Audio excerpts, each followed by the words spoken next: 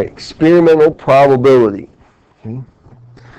Experimental probability is basically we are actually doing a type of experiment and then finding a probability from that experiment. So reminders that an experiment is an activity involving chance. Right? So like rolling a number cube, tossing a coin, or spinning a spinner on a game. Right? Each observation or repetition of the experiment is called a trial. Each possible result is an outcome. And the sample space is all the possible outcomes there are. So in this case, if I'm rolling a number cube, the sample space is the numbers 1 through 6. Notice that when they do the sample space, they're using braces to go around it, separating each thing by a comma. Right? When I toss a coin, I could get heads or tails. Spin a spinner, in this case, red, blue, yellow, and green.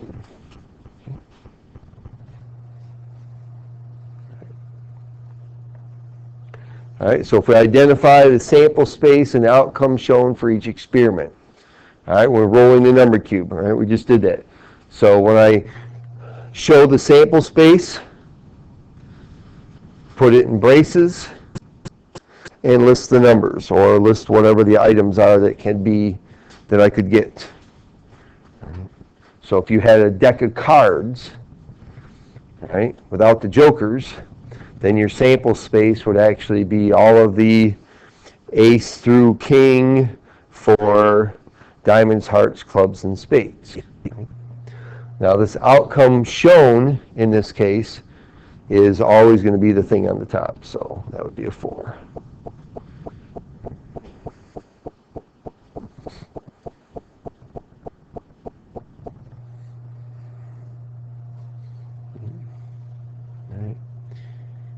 Here we've got a spinner, and when I took it from where I did to here, the colors didn't show up, so I need to do a better one.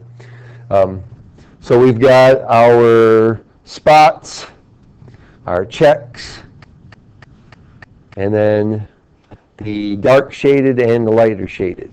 So our sample space, let's see if I write them on here. Okay, yeah, I got it. Okay. Our sample space then is going to be using braces. List each thing. We have the dotted area, the striped area. Well, actually we've got 2 different shades. So we got dots, checks, and then we would have 2 different shades instead of stripes and solids. We would have a darker shade and a lighter shade. So that must have been what it was supposed to be. And so in this case, the darker shade is the outcome that's shown. Bless you.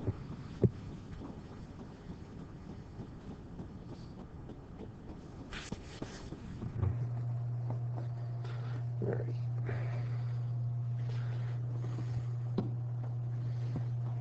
So, third time for a number cube. Well, let's change it up a little bit, right? Okay, and the outcome shown is a 3. Okay, so sample space is just all the possible outcomes you could get. Whenever you do that thing, all right, what are they? And then the outcome is the specific thing that you are getting at that point in time. Okay. Oops, wrong way. Okay. So events. An event is an outcome or set of outcomes in the experiment. The probability is the measure of how likely an event is to occur.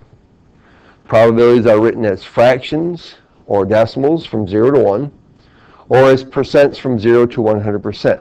Most of the time, I want you to write fractions unless it asks you otherwise, to write it as a decimal or a percent. Okay, but most of the time I want fractions. So an event is impossible if it can't happen, has a 0% chance.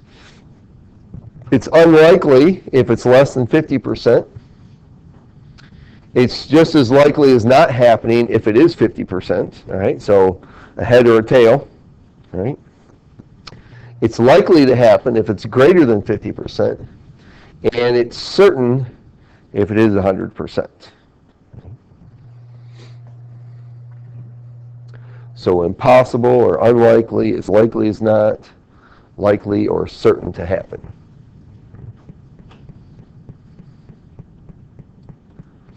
Sometimes the events for 100% can be good or bad. Okay, so we're going to, here's some situations, and we're going to tell which one of these it is. Is it impossible, unlikely, as likely as not, likely to happen, or certain? Right? So if it has no chance, it's impossible.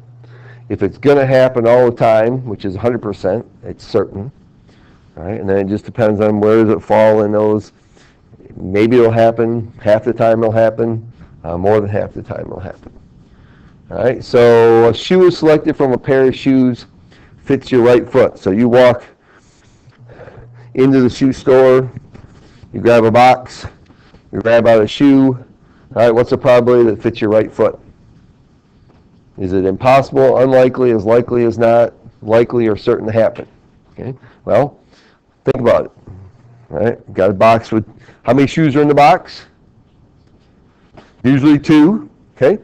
And usually what happens with what's the sample space then in that case? Okay, you have one that fits your left foot and one that fits your right foot. Okay, so what's the probability then you're going to get a right shoe?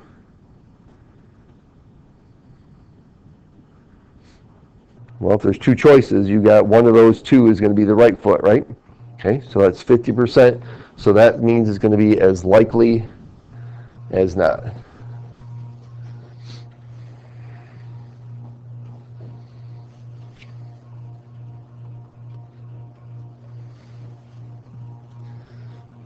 All right, that'll be Katrina correctly guesses the last digit of a phone number.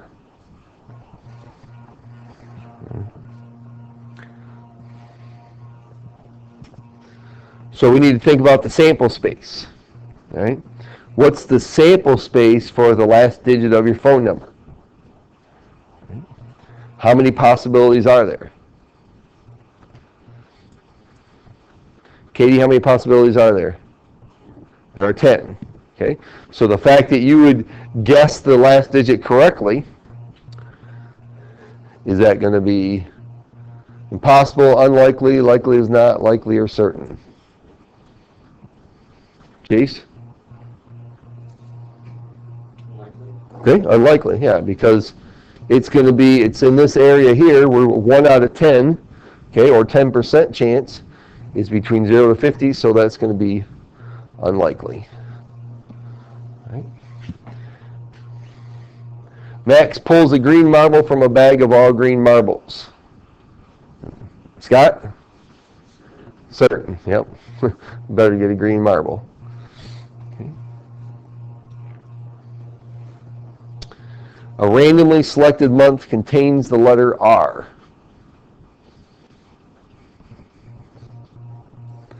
Let's see, how many months contain the letter R?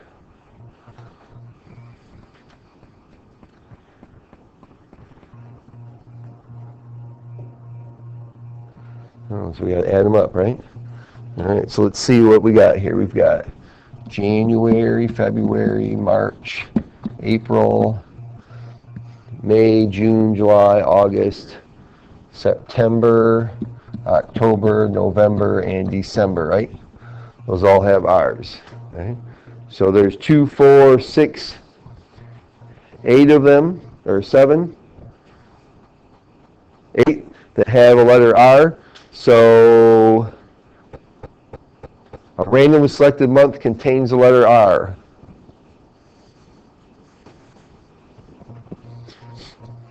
Tara?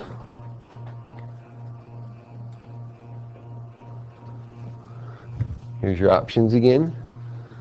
Oops. So impossible, unlikely, as likely as not, likely or certain. Likely, okay? Because here we have 8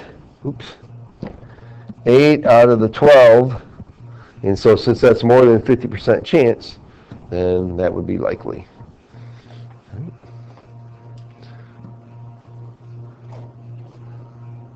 All right, so how about that? Okay. All right. Okay, so let's calculate some probabilities. So experimental probability is found by taking the number of times an event occurs divided by the number of trials. The number of times the event occurs divided by the number of trials.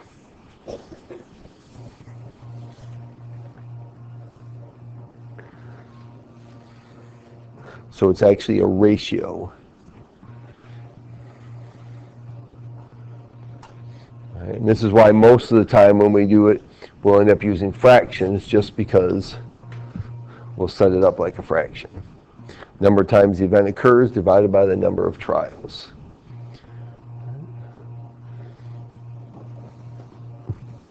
See, so here we spun a spinner a bunch of times, and the results are shown in this frequency table.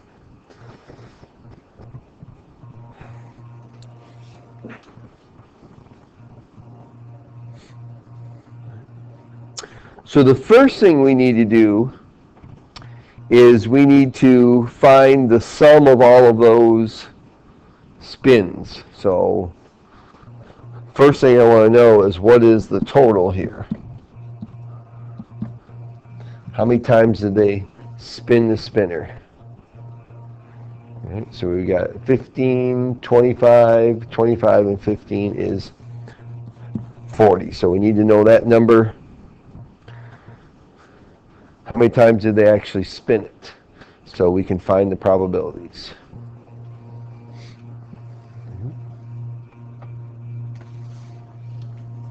So the question is, the spinner lands on orange. Right, so it landed on orange 10 times. So we're going to write this like this. That we're going to put, whenever I write a capital letter, the capital P next to a parenthesis like this, it means the probability that that event occurs. Okay, so in this case, it's the probability of getting orange.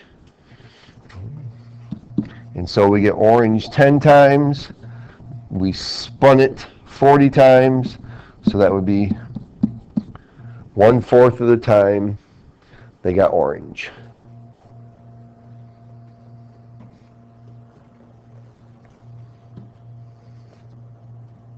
Oops, can't do that.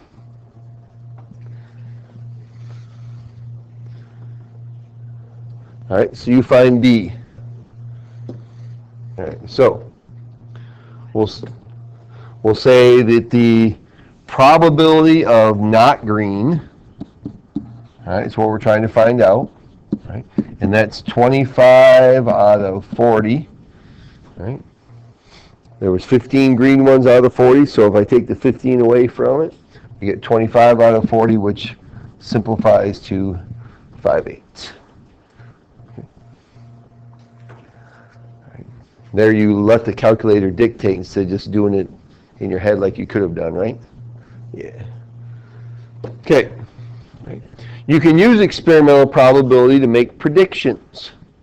A prediction is an estimate or guess about something that has not yet happened.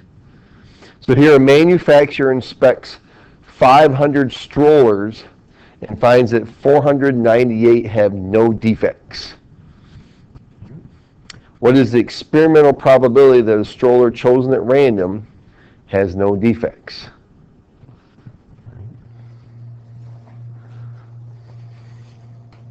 So the probability of no defects would be 498 out of 500. Now lots of times when we get big fractions like this, we will convert it into a decimal that helps us to understand it a little bit more. We know this is an almost perfect thing, so let's take this 498 over 500 and divide that and tell me what the decimal is that you get. 0.996, okay? So this is equal to 0.996, which is 99.6%. All right, that's pretty good quality there. right? That you know if you're going to buy that stroller, pretty good chance it's going to be, you're not going to get a lemon.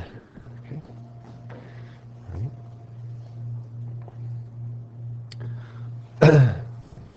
Well, it says the manufacturer shipped 3,500 strollers to a distribution center.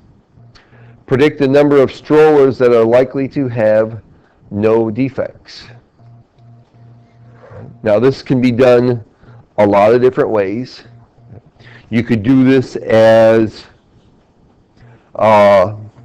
proportion. Okay, we could set it up that it says the manufacturer shipped 3,500 strollers to a distribution center. Predict the number of strollers are likely to have no defects. So I could set this up, say, okay, well that's 498 out of 500. I know that that I'm used to seeing this.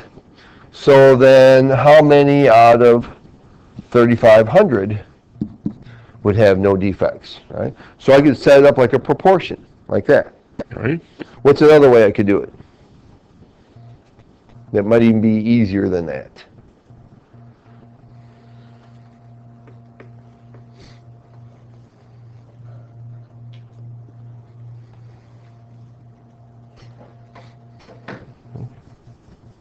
Well, another way in this case would just be to take the 3,500 and multiply it by the decimal I got, 0.996. Right. Either way, you're going to end up with a nice number. Okay. So 3,486 strollers would be without defects. So this would be one of those situations where I write a sentence, okay, to express my answer and what it means. All right, so make sure you're doing that when you have a problem like this where, okay, all right.